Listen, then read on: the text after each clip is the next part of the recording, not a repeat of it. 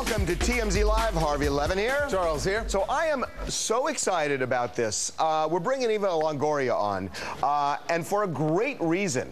And I was shocked when I heard this. But Eva Longoria just got a master's degree in Chicano Studies at Cal State Northridge. And what I immediately thought was, oh, great. You know, she probably did an online course.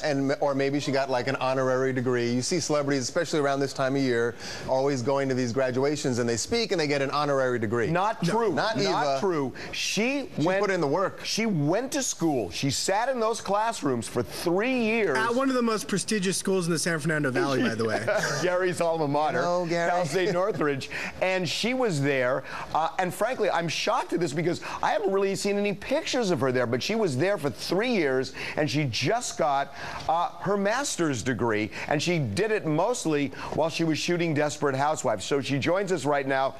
Eva, welcome to TMZ Live, and congratulations. Thank you. Thank you. Hello. How are you? We're so good.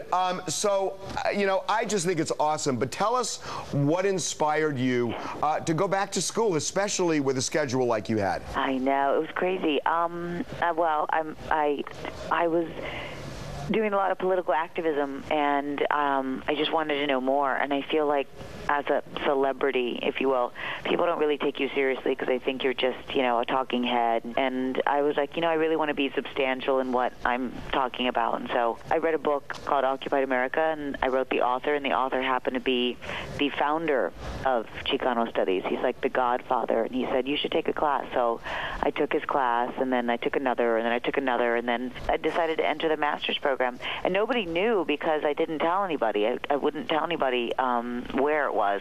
People knew I was taking some classes, but nobody knew where it was. How on earth did you go under the radar that long where people weren't even sending pictures around? Since it's a master's program, it's a lot less people, and my classes were from 7 to 10 or 8 to 11 at night. So, and my classmates were amazing and supportive. And because I was in Chicano Studies, it was a very small, I was in one building.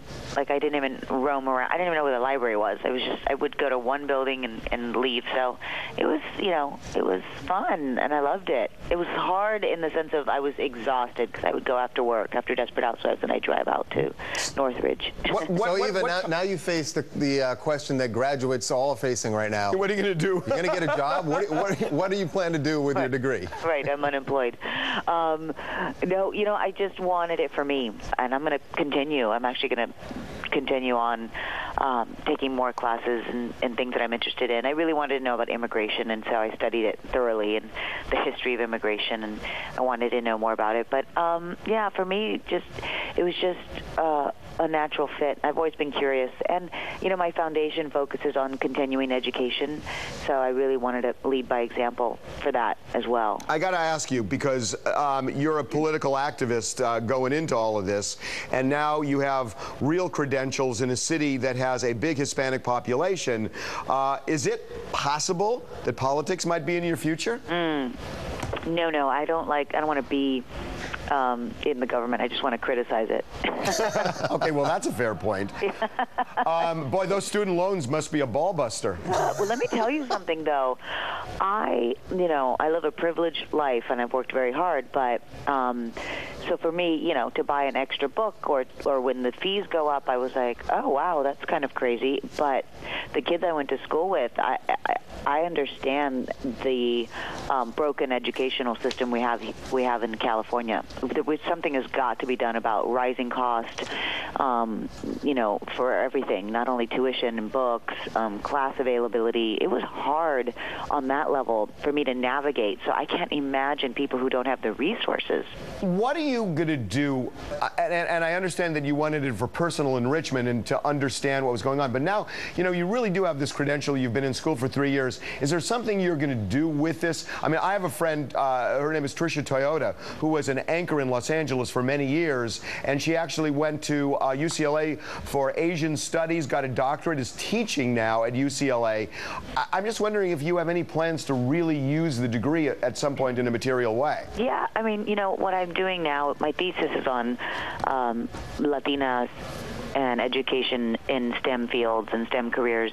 So I definitely want to be published, and to do that, you have to have academic credits. It has to be academically reviewed. You have to be in academic journals. And so I will be using it in that sense. I'll be using it as a tool for my activism, and because of that, you do have to be accredited somehow. And you're talking STEM, which is science, technology, engineering, and math. Correct. So that's kind of what everybody's kind of pushing right now as a means to success. Yeah, well, that's the future of our future jobs in our country.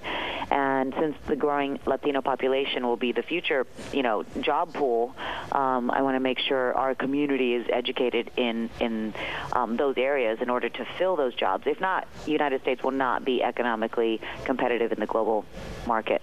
Eva, I got to tell you something. I have so had my fill of, these ridiculous, Lindsay Lohan type stories. No, I'm serious, that to be able to talk to somebody who's really done something really great. I mean, it really interesting and great and enriching. It's awesome. Thank you, Harvey. And, David Garfinkel tells me so many great things about you. I love David Garfinkel. We got a reality show coming up, David and me. You do? That involves TMZ and involves famous people. Oh my God! No, I've always thought, Harvey, that your true calling comes somewhere from you having a heart of gold. Even though I don't like everything you write, I do think you have a good heart. Eva, thank you so much. Hey, by the way, Eva, you sound a little hoarse. We have to ask you, how long did the graduation party go last night? Oh my God, it lasted a while. I had mariachis. It was fun.